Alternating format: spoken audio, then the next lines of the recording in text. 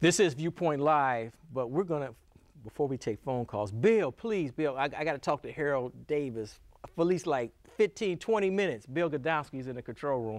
And if it wasn't for, there you go, wasn't for Bill Godomsky, there would be no show. It's just Harold Davis, ain't nobody behind the cameras, and Mr. Godomsky in the control room. I wish we could flip the camera around so you can see Mr. Godomsky in the control room. All right. So Mr. Godomsky, just about a good 15 minutes, maybe the hand gets on the 9 or something, maybe I'll take phone calls.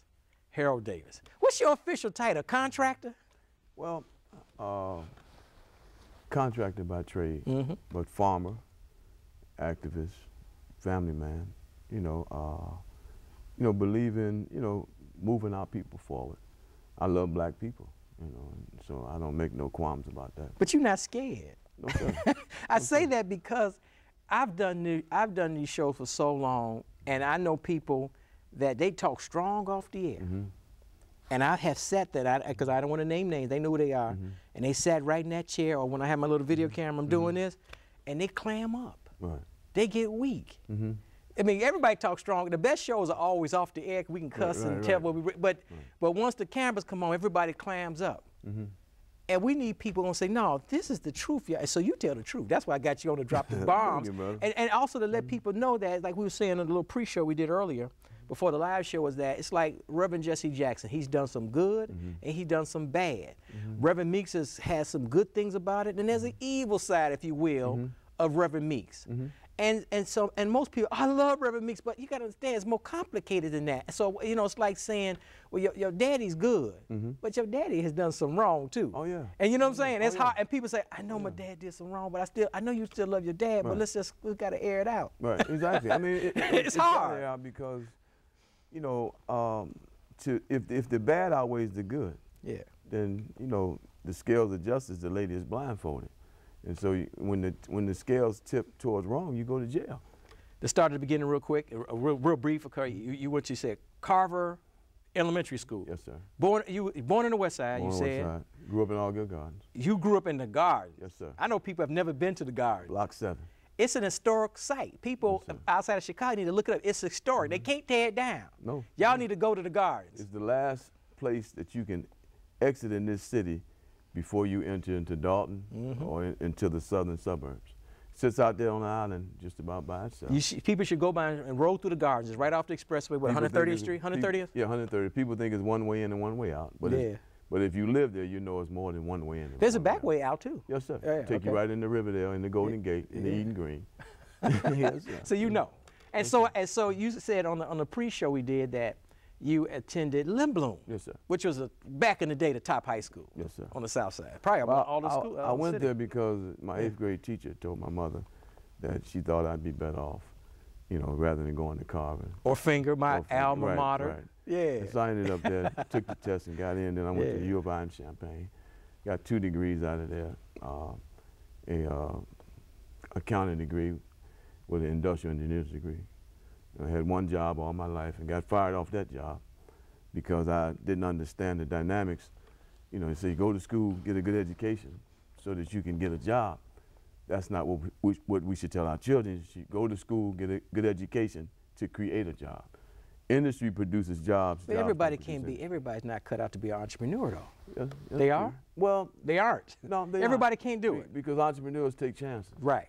And if you're not willing to gamble and take chances. Well, you told me in the pre-show that you worked at UPS for how many years? I worked at UPS out of school for about 10 years. Now, why didn't you sell out? That's where you made your mistake. Exactly. You're supposed to sell out and say, yes, boss, whatever you want, boss. Well, actually, when I started challenging the system, and I saw black grown men crying, I couldn't understand why they were crying. I mean, UPS was really a good job. Yeah. And so one of the things that I found out through the history of UPS was based on what happened in Chicago with the black people working, is how UPS was able to springboard and grow, because Chicago was considered the hub of the country. And these brothers that worked at UPS, they would work the sorts at night and drive the package cars in the morning. Wow. And these brothers wouldn't even go to sleep. I mean, they'd go get drunk, come back to work the next day. And based on what they did, and if you look back in the 90s when most of the package car drivers were black. The feeder drivers, tractor trailer drivers were black. But now you see most of those jobs have been given back to the Caucasians, because when we hit this recession, the Caucasians, they didn't want to drive trucks and work on the docks or drive package cars.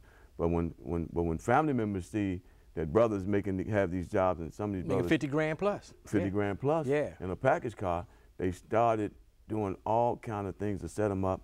And even before I left there, I had pissed them off so bad.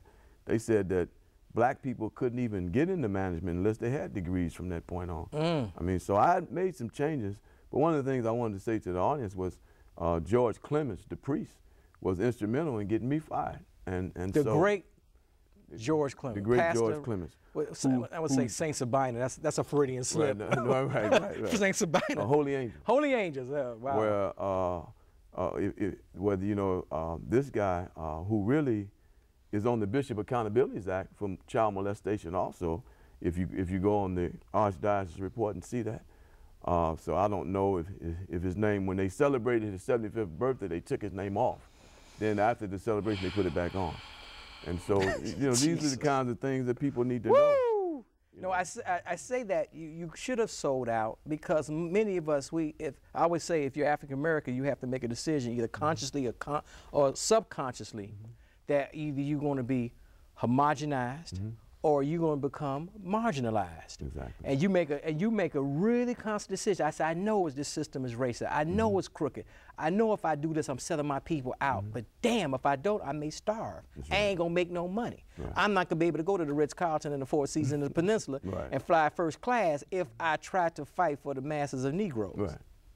Well, I mean, it's a decision we all make. It is. You know what I'm saying? It is, and I think, you know, part of me helping my decision was the fact that Reverend Clemens asked me to apologize to the company. And UPS? Yeah, and that I can keep my job.